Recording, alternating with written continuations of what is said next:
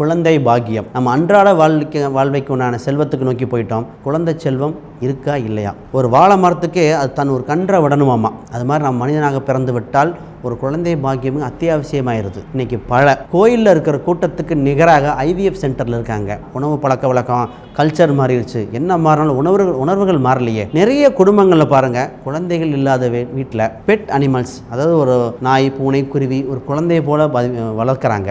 அப்போ நமக்கு குழந்தை இருக்கா இல்லையா? ஒரு ஜாதகத்தை பார்க்கும்போது இன்றைக்கி காலத்தில் பிசிஓடிங்கிற ஒரு பிரச்சனை, தலையாய பிரச்சனையாக இருக்குது. தைராய்டுங்கிற பிரச்சனை, இதே ஆண்களுக்கு உயிரணுக்களோட எண்ணிக்கை குறைவு. இந்த மாதிரி இன்றைக்கி அவங்க ஜீன்ஸ் பேண்ட் எல்லாருமே போட ஆரம்பிச்சிட்டோம். அப்போ வாழ்வியல் முறையில் மாற்றம் ஏற்பட்டிருக்கு. ஃபஸ்ட்டு ஜாதகத்தில் பார்க்கும்போது சொல்லுவோம், சார் உங்களுக்கு இந்த வைத்திய முறை தான் செட் ஆகும்.